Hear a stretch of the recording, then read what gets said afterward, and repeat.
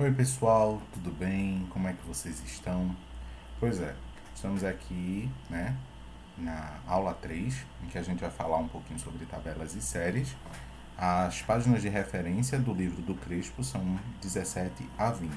A ideia aqui é que a gente mostre no Excel como é que isso se comporta, principais diferenças e entender, né, as referências que o livro traz, né, de uma forma resumida.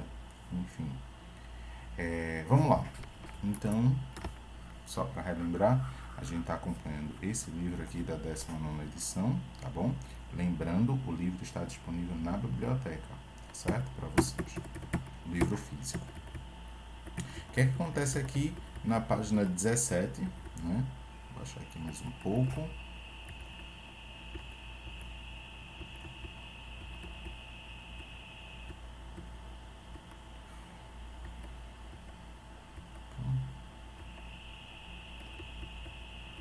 Pronto. A gente vem falar aqui no capítulo 3 sobre séries estatísticas, tá bom? Vejam só, o que é uma série estatística? Para entender primeiro o conceito de série estatística, a gente tem que falar sobre o conceito de tabela. Então, tabela é uma forma da gente organizar, através de um quadro, tá certo? Um conjunto de observações. Então, quando a gente chega aqui no Excel, que a gente vai preparar uma tabela, eu posso, por exemplo, organizar por nome, por turma, por período, e aí também fazer algumas anotações, como por exemplo, prato preferido, ou melhor, né, para não ficar muito solto isso aqui, número de aprovações, número de reprovações, aproveitamento, tá bom? E satisfação com o curso.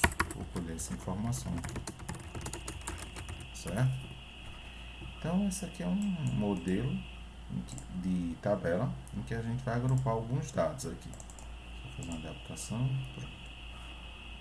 Outra coisa, colocar aqui para quebrar e não ficar tão pequeno isso aqui. Pronto.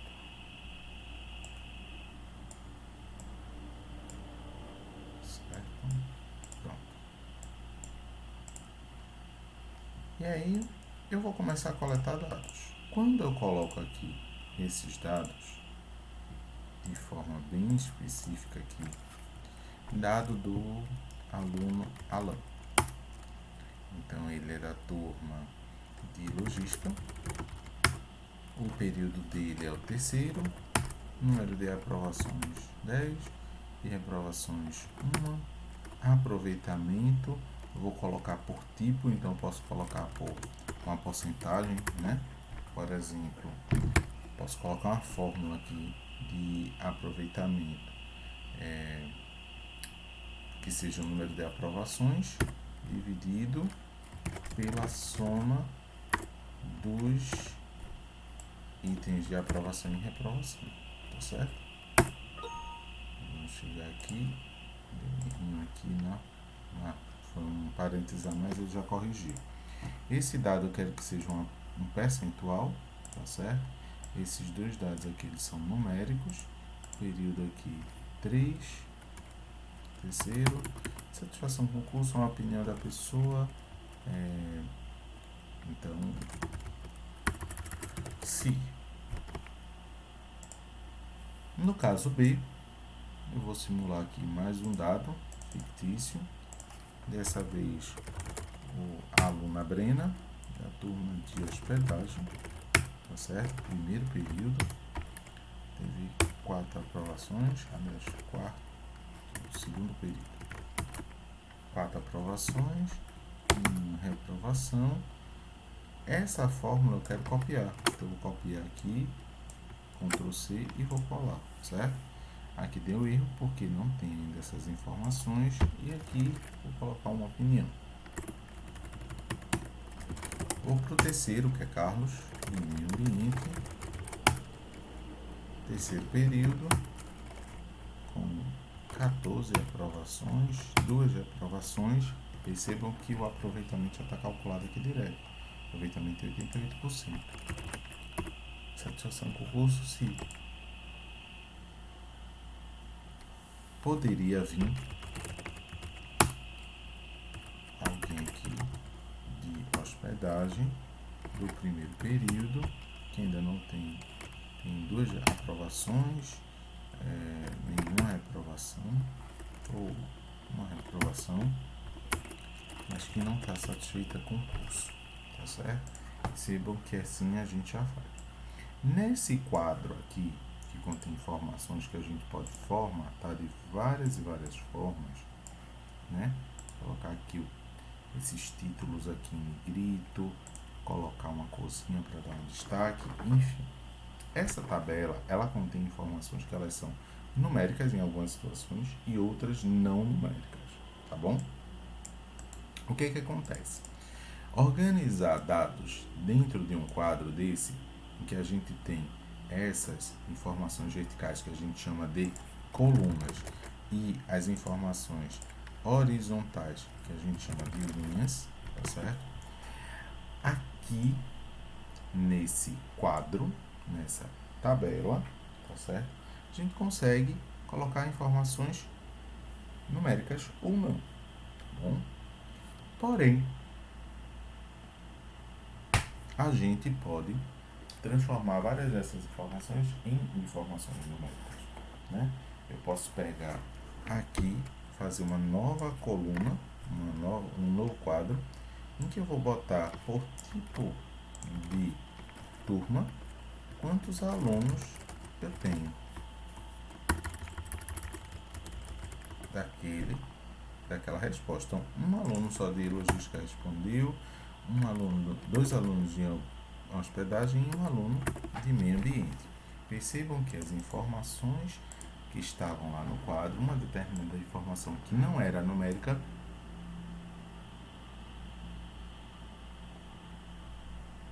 nós transformamos em uma informação numérica. O mesmo aconteceria aqui, número de satisfação de curso com opiniões positivas e outras não positivas, né? Então, essa é a primeira diferença, né? O que acontece? Para que uma coluna, um quadro, né, uma tabela, ela seja totalmente compreensível, né, dentro de um livro, dentro de um relatório, mesmo em sala de aula, em um projeto de pesquisa, é necessário que ela tenha algumas informações. Uma dessas informações é o título. O título eu vou dizer assim, ó, eu estou falando sobre um determinado assunto, né? O livro ele traz essas informações aqui, né? Então ele traz o título, nesse caso aqui, média de anos de estudo das pessoas com 10 anos ou mais, diz de onde é a fonte, de onde é que eu estou tirando essas informações, eu não estou criando, não são dados fictícios. Nesse caso aqui, a gente tem o quadro, né, que a gente chama agora de tabela, com linhas, que são essas horizontais, e colunas, tá certo? Só 2 colunas. Aí a gente chama isso aqui de tabela simples, tá bom? Quando tem 2 ou mais informações, como é esse caso aqui que eu mostrei para vocês logo no início, a gente não diz que é uma tabela simples, mas composta, tá bom? Porque como várias informações, 2 a 2 aqui, nome com turma, é um quadro em si. Outro quadro, nome com período. Outro nome. Outro quadro, nome com número de aprovações. E assim por diante, certo? O que acontece então? Nesse quadro daqui, né, que agora a gente tem informações que elas são numéricas, né? O cabeçalho, que é as informações que estão nessa primeira linha, a coluna indicadora, que é a nossa referência, as linhas, a coluna, cada um desses retângulos aqui a gente passa a chamar de célula ou casa, no Excel chama célula, tá bom? E aí a gente tem aqui essas informações. Quando são numéricas, a gente diz que tem uma série estatística. Então, série estatística é uma tabela com informações numéricas que vão poder ser trabalhadas, tá bom? Nem sempre nós temos informações numéricas, mas podemos transformar algumas dessas informações em numéricas para então poder trabalhar com elas, certo? Aí, o que acontece? Esse tipo de série, ela pode ter 3 classificações, que são as mais comuns, né? Com vários nomes em cada uma, mas são 3 tipos de série. A série histórica, também chamada de cronológica temporal Marshall, ela sempre faz referência a um período de tempo. Preste atenção. Esse período de tempo ele pode ser meses, anos, décadas, mas ele pode ser um milésimo de segundo, tá bom? E a gente vai ter que respeitar isso na construção da série. Já as geográficas, elas sempre estão associadas a local. Então, quando a gente diz, o preço de um pacote de pipoca dentro do shopping é determinado valor, né? No shopping. No cinema já é um outro valor, aquela mesma quantidade de pipoca. Num cinema de bairro, mais popular, né? A gente tem essa informação da pipoca com outro valor. Então são variáveis que vão ter, né? Só que aí a gente está separando por local, né? Podia ser uma rua, podia ser bairro, cidade, planeta, tudo isso tem a ver com local. Então a gente, quando trata informações desse tipo, a gente vai dizer que são séries geográficas. Quando não der para classificar como histórica nem como geográfica, a gente parte para a terceira definição, terceiro tipo. São as séries específicas, também chamadas de séries categóricas, porque elas criam categorias, tá certo? Ou tratam sobre informações específicas que queira se tratar. Como eu disse a vocês, as séries conjugadas são tabela de dupla entrada, quando a gente tem mais de uma informação aqui, né? Deixa eu só aqui.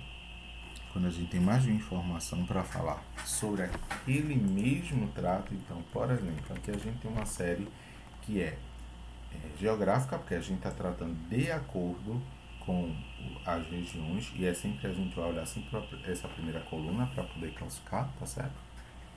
Então a gente tem a mesma região sendo analisada em 3 anos diferentes. Essa tabela de dupla entrada, a gente pode classificar ela como sendo uma série, né? Porque os resultados estão trazidos aqui em números. Então pode ser classificada como histórica por conta dessa questão de tipos de regiões e ao mesmo tempo pode ser contemplada na classificação de trilhas históricas, tá certo? Então, nesse caso aqui a gente diria que a série é uma série histórico-geográfica ou geográfico-histórica, tá certo? Porque ela trata de 2 informações aqui. Quando não der para classificar uma série em geográfica ou não der para classificar a série em histórica, o que a gente vai fazer então? A gente simplesmente vai classificar ela como categórica ou específica, tá certo? E aí tem uma dessas séries que elas são muito especiais que a gente vai ouvir falar muito. Se você olhar o planejamento, tem 2 dias reservados para a gente falar sobre distribuição de frequência. O que é a distribuição de frequência? Quando a gente pega um determinado grupo de dados e a gente vai anotar esses dados de acordo com o número de vezes que ele aparece naquele experimento, tá certo? Então, quantas vezes numa escola que tem 100 alunos, é o exemplo que o livro traz aqui, numa escola com 100 alunos, foram medidas as estaturas dos alunos em centímetros. E aí foram vistos. 2 alunos, eles tinham entre 140 e 145 centímetros de altura, 1,4 a 1,45 metros. Quando o aluno tinha de 145 a 150 centímetros de altura, então a gente tinha um número de alunos igual a 5. 5 alunos tiveram uma altura que se encaixava aqui. Professor, sempre vai ser um intervalo desse? Não, certo? Podiam ser fatos bem precisos. Quantas pessoas recebem? Um salário mínimo, né? 2 salários, 3 salários, e assim por diante, tá certo? O que é que acontece? A gente vai ver um pouquinho mais na frente que essa distribuição de frequência ela pode ser simples, de acordo com esses dados, ou, é, ou por intervalo, tá bom? Também chamado por classes, que é aqui esse exemplo que está sendo trazido aqui.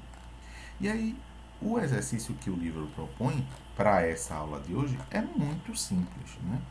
Você vai olhar lá e você vai ver que existem alguns tipos de série e vocês vão classificadas elas. Vai dizer o quê? Essa série é uma série geográfica, ela está tratando as informações de acordo com o local, né? Ou região, ou país, ou enfim, de acordo com o local, ou não. Ou essa série é uma série que trata sobre um determinado tipo de período que está sendo analisado. Né? Podia ser dia, mês, anos, horas, segundos. Nesse caso aqui, né, a gente consegue perceber, inclusive, em um desses dois exemplos aí que estão na tela, qual deles está separado de acordo com o tempo. E aí, professor, não deu para classificar por um tempo. Não é uma série histórica, não é uma série geográfica que vai levar em consideração o local. Aí a gente vai classificar como específica ou como uma série. Deixa eu filar aqui. Histórica ou categórica, tá bom? São os usos menos incomuns disso aqui. E aí o exercício está bem facinho para vocês fazerem. Tem 6 tipos.